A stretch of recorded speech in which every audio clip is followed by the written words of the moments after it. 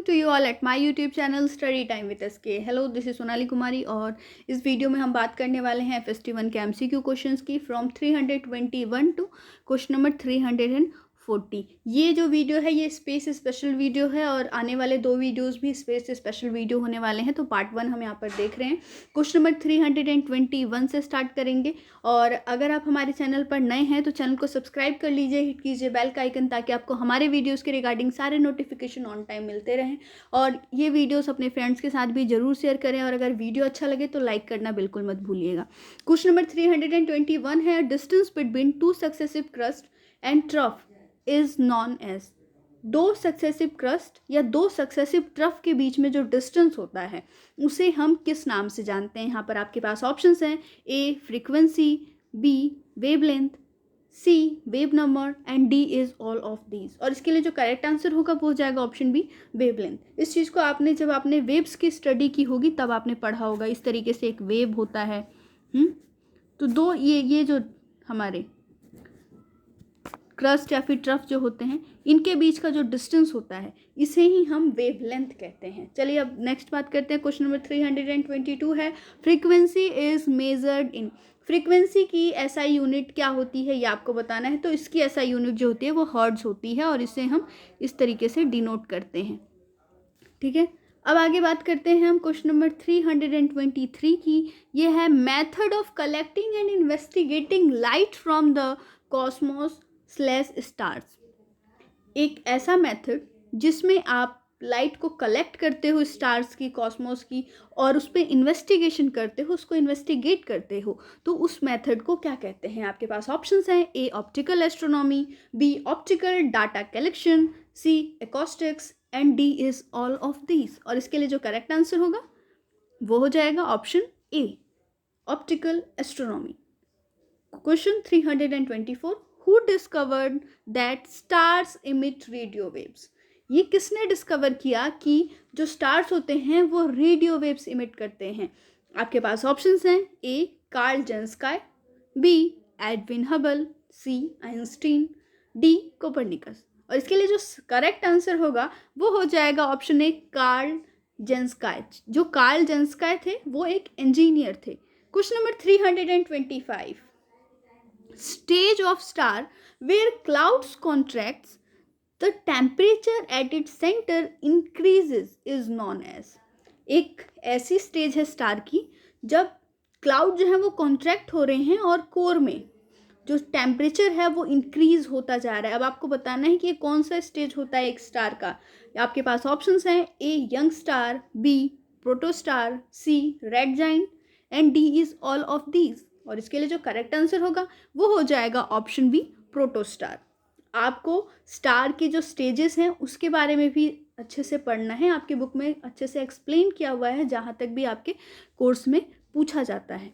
आगे बात करते हैं क्वेश्चन नंबर 326 की, बहुत ही इंपॉर्टेंट। और उससे पहले मैं आपको एक सिंबल से आपको फेमिलियर कराना चाहूँगी। तो सिंबल है ये जो आप यहाँ पर सिंबल्स देख रहे हैं, इन सिंबल को हम जानते हैं स्टेलर मास के नाम से और इन्हीं सिंबल को हम सोलर मास भी कहते हैं। तो इस चीज़ को आप याद रखिएगा कि अगर कोई सोलर मास कह रहा है तो वो भी यही बात कहना चाहते हैं और स्टेलर मास का मतलब भी यही होता है। और एक और चीज़ कि स्टेलर मास से हम स्टार्स के मास को मेज़र करते हैं। जब भी हमें स्टार्स के मास के बारे में बात होती है तो उसकी यूनिट जो है, ऐसा यूनिट आप कह सकते हो, वो स्टेलर मास होती है। चलिए अब क्वेश्चन नंबर 326 है यहाँ पर कि नॉन एस चंद्रशेखर लिमिट।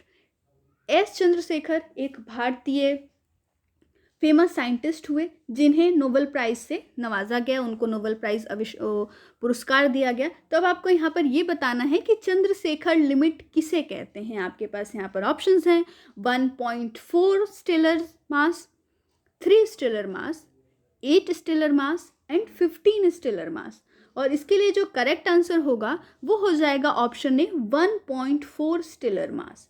जब भी किसी भी स्टार का स्टेलर मास जो कोर का मास है वो 1.4 स्टेलर मास से कम होता है और वो कॉन्ट्रैक्ट होता है, और उसका कोर कॉन्ट्रैक्ट होते होते हमारे अर्थ के साइज के लगभग हो जाता है, तो उस स्टार को हम वाइट ड्वार्फ के नाम से जानते हैं। इस चीज़ को आप याद रखिएगा कि वाइट ड्वार्फ हम किस स्टार को कहते हैं, वो स्टार जिसका कोर का मास 1.4 से कम हो और वो कॉन्ट्रैक्ट होते होते उसका कोर कॉन्ट्रैक्ट हो, जो स्टार है उसका कोर कॉन्ट्रैक्ट होकर के रुक जाए अर्थ के साइज के आसपास, तो उसे फिर हम वाइट ड्वार्फ कहते हैं। बिल्कुल इजी सी बात है, लेकिन अगर एक बार आप अगर ध्यान से नहीं सुनते हो तो कन्फ्यूज़न आपको क्रिएट हो सकता है। तो जो भी मैं चीज़ें बताती हूँ उसको प्लीज़ एक बार ध्यान से सुन लीजिए ताकि आगे लॉन्ग टाइम तक ये आपके दिमाग में रहे। क्वेश्चन नंबर 327 है, core mass of a star is in range which form as neutron star. Core mass कितना होता है या कितना होना चाहिए, किस रेंज में होना चाहिए कि एक स्टार न्यूट्रॉन स्टार बन जाए। आपके पास ऑप्शंस हैं 1.4 to 3 stellar mass, B option है 8 to 15 stellar mass, C option है 17 to 21 stellar mass and D is non.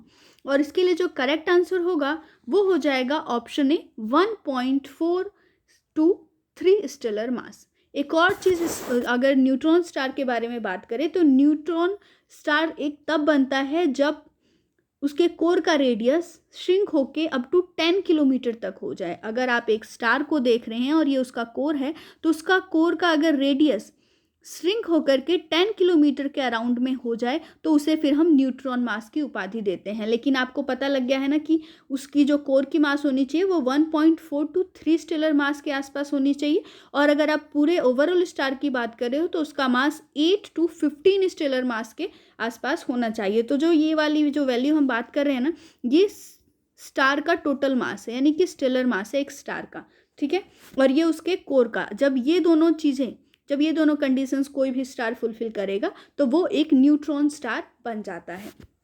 बात करते हैं हम क्वेश्चन नंबर 328 की। ये क्वेश्चन है, या white dwarf suddenly flashes millions of times more brightly phenomena.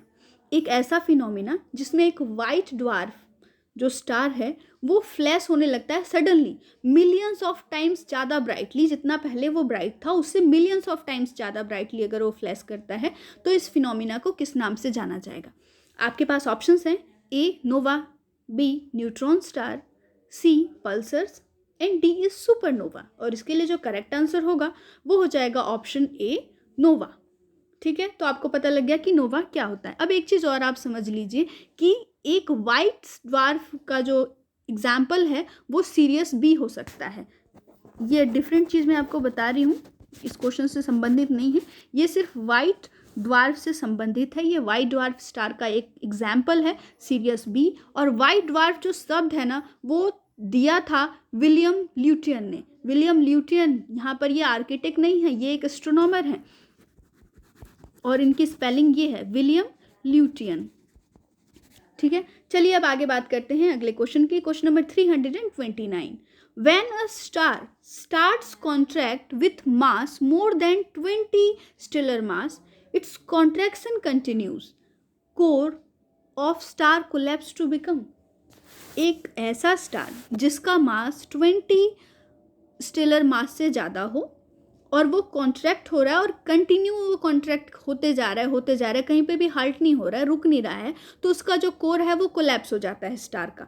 तो अब जो कोर कोलैप्स हुआ है वो क्या बनेगा। आपके पास ऑप्शंस हैं A nova, B neutron star, C pulsars and D is black hole. और इसके लिए जो करेक्ट आंसर होगा वो हो जाएगा D black hole. Black hole की खास बात यही होती है कि इसकी जो ग्रेविटी होती है वो काफ़ी स्ट्रांग होती है और इतनी स्ट्रांग होती है कि लाइट भी इसे नहीं छोड़ सकता है और हम इसीलिए ब्लैक होल को नहीं देख सकते। ऑब्वियस सी बात है कि जब लाइट भी इसको लीव नहीं कर सकता है, इतनी स्ट्रांग ग्रेविटी है, तो हम इसको किस तरीके से देख पाएंगे। क्वेश्चन नंबर 330 पे आ जाते हैं और ये क्वेश्चन है, when a massive star explodes releasing tremendous amount of energy, such explosion is known as.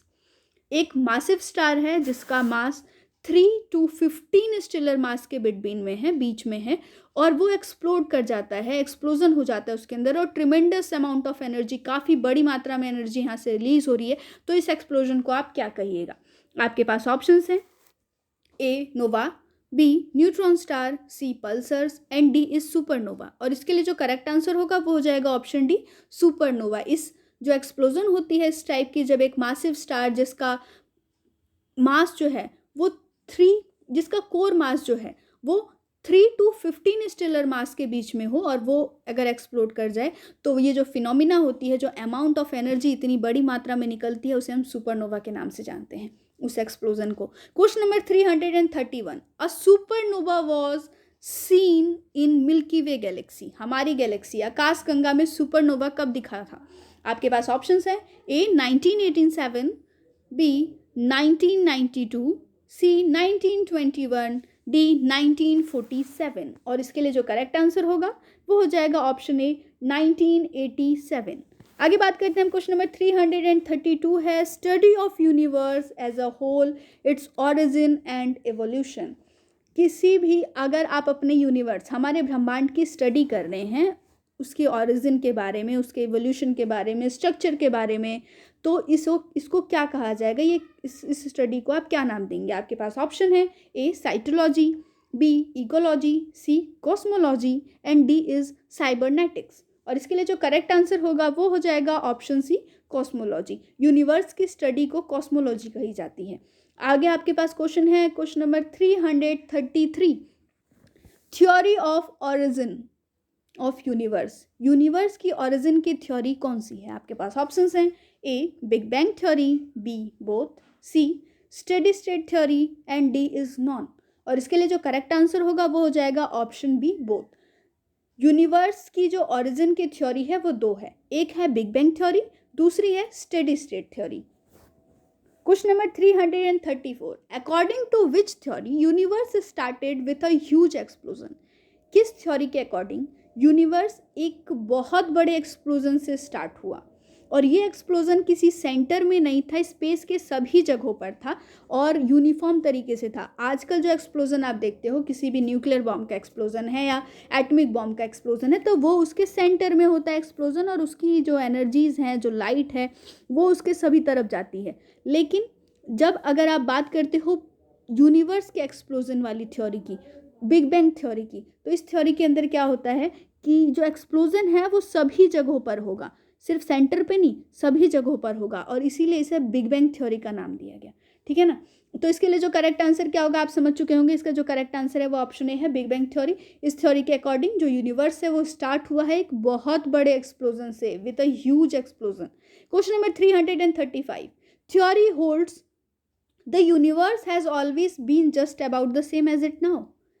एक ऐसी थ्योरी जो कहती है कि यूनिवर्स पहले भी ऐसी थी जैसी आज है, ये कौन सी थ्योरी है? आपके पास ऑप्शंस हैं, A big bang theory, B both, C steady state theory and D is none. और इसके लिए जो करेक्ट आंसर होगा वो हो जाएगा option C steady state theory. Question number 336, most favoured model of universe, origin of universe by astronomers and astrophysicist.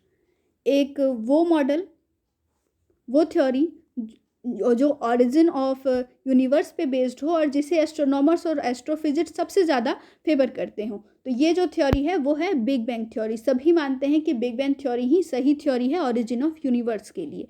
Question number 337 है, which planet has no satellite. ऐसी कौन सी प्लैनेट है जिसके अंदर कोई भी सैटेलाइट नहीं है, जिस पे कोई भी सैटेलाइट नहीं है? आपके पास ऑप्शंस हैं, A Mercury, B Venus, C both and D is none. और इसके लिए जो करेक्ट आंसर होगा वो हो जाएगा ऑप्शन सी बोथ। जो नेक्स्ट वीडियो आने वाला है उसके अंदर हम बहुत डिटेल्ड में स्पेस की पढ़ाई करने वाले हैं, सारे प्लैनेट्स के बारे में जानेंगे, उनके सैटेलाइट्स के बारे में जानेंगे, तो नेक्स्ट वीडियो और भी इंपॉर्टेंट और इंटरेस्टिंग होने वाला है। क्वेश्चन नंबर 338 है, solar system consist of. Solar system में क्या क्या होता है ये आपको बताना है। आप सभी को पता है कि हमारे सोलर सिस्टम में क्या क्या है, तो इसके लिए जो सीधे करेक्ट आंसर हो जाएगा वो ऑल ऑफ दीज हो जाएगा। हमारे सोलर सिस्टम के अंदर 9 प्लैनेट्स हैं, सैटेलाइट्स होते हैं, एस्ट्रॉइड्स हैं और कॉमेट्स हैं। आगे बात करते हैं क्वेश्चन नंबर 339 की, विच प्लैनेट नॉन एज यम। किस प्लैनेट को यम के नाम से जाना जाता है? यहाँ पर आपके पास ऑप्शंस हैं, A Saturn, B Venus, C Mars and D is Pluto. और इसके लिए जो करेक्ट आंसर होगा वो हो जाएगा ऑप्शन डी प्लूटो। आपको हिंदी नाम भी पता होना चाहिए सभी प्लैनेट्स का, क्योंकि आपके एग्जाम में पूछा जाता है। मैं एक बार आपको सभी प्लैनेट्स के हिंदी नाम बता देती हूँ, इसको आप ध्यान से सुन लीजिए। मरकरी को हम बुध के नाम से जानते हैं, वेनस शुक्र, अर्थ पृथ्वी, मार्स मंगल, जुपिटर बृहस्पति। जुपिटर का तो नाम कोई नहीं भूल सकता है, जुपिटर बृहस्पति है, सबको पता है। सैटर्न शनि होता है, Uranus Arun, Neptune Varun and Pluto is यमा। तो इस चीज़ को आप याद रखिएगा। अब बात कर लेते हैं क्वेश्चन नंबर 340 की। इंपॉर्टेंट क्वेश्चन है, orbit of which planet inclined at 17 degree के एंगल पे। ऐसा कौन सा प्लैनेट है जिसका ऑर्बिट, हम यहाँ पर ऑर्बिट की बात कर रहे हैं, प्लैनेट की बात नहीं कर रहे हैं। तो ऐसा वो कौन सा प्लैनेट है जिसका ऑर्बिट 17 डिग्री एंगल के इंक्लाइनेशन पे है। बाकी सारे जो प्लैनेट्स हैं ना वो सभी एक ही प्लेन में हैं, एक ही फेज में हैं, लेकिन जो प्लूटो का ही, चलिए आंसर भी आपको बता देते हैं, जो प्लूटो का जो ऑर्बिट है वो 17 डिग्री इंक्लाइंड है।